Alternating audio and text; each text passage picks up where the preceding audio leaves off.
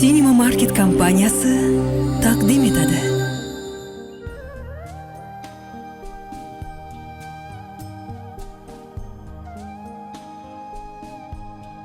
Assalomu alaykum.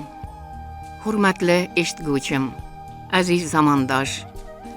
Siz bilan biz bu dunyoda nima deb yuribmiz? Tup qo'yib palak yozaylik. O'g'limiz bo'lsin, qizimiz bo'lsin, orqamizda qoladigan izimiz bo'lsin deb yashayapmiz-da. Bu shu qadar katta baxtki, bir uyni chirog'ini yoqmoq, bir sandal atrofiga 4 ta boshni yig'moq, ularga yaragulik rizq ro'zni oldilariga qo'ya bilmoq va o'zingni ismi sharifingdagi o'g'il qizlarni hayotga sovg'a etmoq va ularni orqasidan doim salomlar eshitib turmoq, bag'rini ko'tarmoq, bo'yni o'stirmoq, yayramoq, bundan ortiq baxt bormi insonga?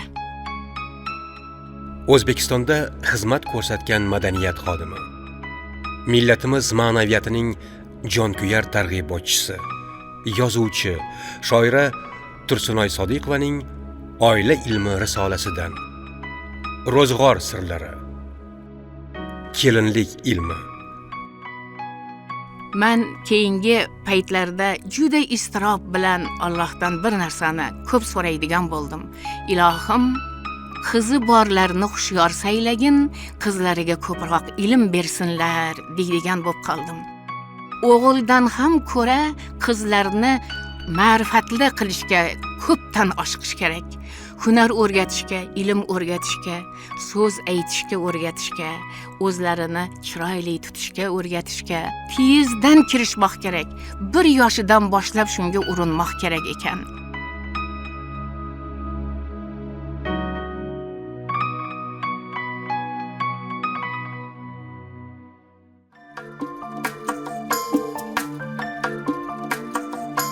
Avval boshlab aytaylik, yo bismillah, Yor aytilib, nikoh o'qilib bo'ldi. Kelin bo'lguvchi oyim, ro'parangdagi jufting oltin chiqadimi, mis chiqadimi, endi orqaga qaytish yo'q. Peshonangni yozig'i shu. Shugina erkakdan oilang uchun, o'zing va farzandlaring uchun yaxshi o'g'il, yaxshi juft va yaxshi ota yasab olaman deb niyat qil. O'z foydangni astoydil o'ylasang, shu niyatni amalga oshirasan. Chunki jufting ota-onasi, aka-singillari bilan yaxshi bo'lmasa, senga kun yo'q. Qolaversa, yaxshi kelin oila a'zolarini kelishtirgani, qovushtirgani keladi. Jufting ota-onasi bilan yaxshi bo'lib, seni tushunmasa, bir balo. Bolalariga namuna bo'lish uchun ham avval otasini yaxshilash kerak. Ammo qo'rqma. Bu ishlar unchalik mushkul emas. Birinchidan, sening niyating yaxshi. Yo'lingni Xudo o'zi ochadi inshaalloh. Ikkinchidan, erkak odam bilsang, juda samimiy. Oq ko'ngil, yozilmagan oppoq qog'ozday ular. Tashviqotga tez beriladi. Uchinchidan, sendan ko'p narsa ketmaydi. Faqat mehr va yana mehr ko'rsatsang bo'ldi. Erimagan tosh ham eriyveradi bolam. Kelinlik ilmi.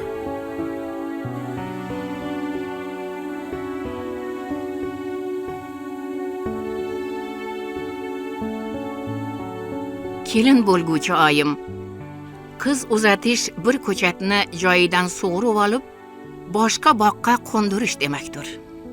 Bir tilnigina o'qadigan qushchangni mutlaqo boshqa tilda sayraydiganlar to'piga qo'shish. Qovurg'alaring orasidan o'stirgan gul ra'noyingni 4 tomondan yelvizak urib turgan sahnda qoldirish demakdir. Seni u yoqdan bu yoqqa ko'chirayotgan bog'bonlaring va xaridorlaringga unchalik qiyin emas. Hamma jabr, hamma urinish-surinishlar tomirlari uzilayotgan ko'chat, ona uydan uchirma bo'layotgan polapon senginaga yuklangay. Axir birgina ko'ylak tikishni bilish uchun, bemorga igna sanchish, mashinaga murvat o'rnatish uchun, qo'ychi to'p tepish sirlarini o'rganish uchun ham yillab o'qiydilar, zahmat chekadilar. Kelinlik birovni uyiga, birovni qalbiga beozor o'rnashish, yangi odamlarga o'zini tushuntirish, ularni ham tushuna olish, bir xonadonning fayzi keragiga aylanish, suyaklaringni qatidan farzand degan shirin jonni yasab olish va uddalab uni suyagini qotirish demakdir. Bu taqdiringda inqilobiy burilish emasmi axir? Bunga tayyorlanish, bunday inqilobiy burilish uchun ilm olish kerak emasmi axir? Oy qizim, sening toifang uchun kelinlik ilmi baxtli bo'lish ilmi, boshqacha aytganda baxtsizlikdan qutulish ilmidir. Va u serqirra, ko'p bobli ilmdir. Biz bu risolachada shu darsdan bir hovuchginasini uzatmoqdamiz, xolos. Umid qilaylikki, saodatmand bo'lishingda o'gitlarimiz senga yordamchi bo'lsin. Kelinlik ilmi.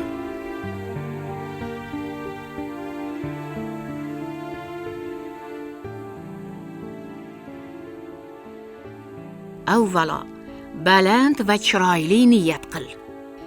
Xuddi quriyotgan ekiniga yomg'ir so'rayotgan dehqonday niyat qilgin. Bemor bolasiga shifo tilayotgan ona kabi ixlos bilan niyat qilgin, bolajon. Ota-onang, yaqinlaring, hattoki bola-chaqangdan ham xohlagan narsangni so'rolmaysan. Hammasi hisob-kitobli. Faqat yaratgandangina istaganingcha tilashing mumkin. Uning dargohi keng va ugina beminnat muruvvatga qodirdir. Niyatingni ulug' qilaver. Niyatingni baland qilaver. Ixlos bilan niyatlar qilganing sari jismingda o'sha darajada faoliyat uyg'onadi. Har ishni boshlashdan avval uni albatta a'lo darajada bajaraman deb niyat qil. Va shunday qilishingga ishon. Mana ko'rasan, shunday bo'ladi ham. Qizoyim, astoydil tilab borginki, borgan joyingga istarangni issiq ko'rsatsin.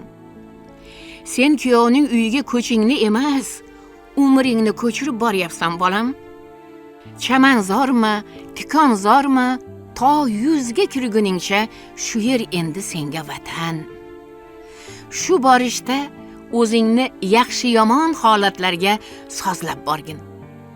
Fe'li tekis bo'lmagan qaynonani ham yomon ko'rmayman, eritib olaman, shu uyga albatta ko'nikib ketaman deb niyat qilgin. Bu niyat senga kechirimlilik, sabr va ko'ngil topishda izlanuvchanlik beradi inshaalloh. Hech qachon juftimni egib olaman deb niyat qilma. Eshitdingmi, bolam? Bu yomon ayolning ishi. Erni xayrli ishlarga yetaklash boshqa. Bunday harakatni nomi do'sti sodiqlik deyiladi. Bu Alloh roziligi uchun bo'ladigan yetaklash deyiladi. Ammo erni faqat o'zini yaxshi yomon istaklarini ijro etadigan laqmaga aylantirib olish olchoqlikdir. Agar shu yo'lni tutsang, farzandlaringdan tortib qolasan, bolajon. Ya'ni bolalaring senga bee'tibor bo'ladilar, keksaliging g'arib bo'ladi. Bundan Xudo saqlasin. Xo'sh, niyat qilaverasan. Biz aytganday baland niyatlar qilasan, lekin hamma niyat ham amalga oshadimi? Niyatingga qachon yetasan? Duolaring qachon ijobat bo'ladi? bu tomon ham bor. Niyatlaringga yetasan shundaki, qachonki duo tilayotgan tillaring beozor bo'lsa, qo'ling harom pul ushlash, harom mol tutishdan uzoq bo'lsa, dilingda birovni qarg'amasang, qasd oluvchi bo'lmasang, hasad qilguvchi bo'lmasanggina niyatlaring amalga oshadi. Buni bilib qo'ygin. Odamlarga ozoring yo'qolib, muruvvating ko'paygan sari atrofingni omad o'rab boraveradi. Mana ko'rasan. Ko'ngling ko'zi ochiq bo'lishini, dunyo go'zalliklarini ko'ra olishingni nasib etsin. Dunyoda bolam, insonni yuragi qulf bo'lmasin. Qulpi dili ochiq, qulpi dilim ochildi, palonchini gapidan qulpi dil ochiladi-da degan gaplarni eshitgansan. Chunki ochiq yurakda Alloh yashaydi bolam. Ochiq yurakda Alloh yashadimi, uni egasi undan qo'rqib turadi har doim va u hamisha gunohdan ko'ra savob ishlarga ko'proq daxldor bo'ladi. Yuraging ochiq bo'lsin, go'zalliklarni ko'ra olgin. Yaxshi odamlar, ko'ngilparvar munosabatlar, tabiat inomlari, ya'ni atrofingdagi jami jonli yu jonsiz ne'matlar, bular hammasi Allohni bizga bergan mukofotlaridir.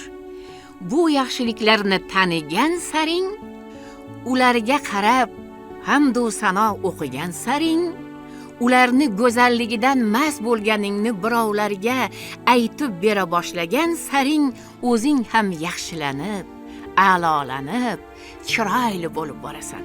Atrofingdagi yaxshi odamlarni yaxshi fe'llariga ergashgan saring, so'zlaridan, fe'llaridan o'rgangan saring, o'zing ham parday yengillab, haliga aytganimizdek, omadlaring yaqinlashib, niyatlaring ulashib, xo'p, deylik yo'llaring baxt sari tushib boradi. Kelinlik ilmi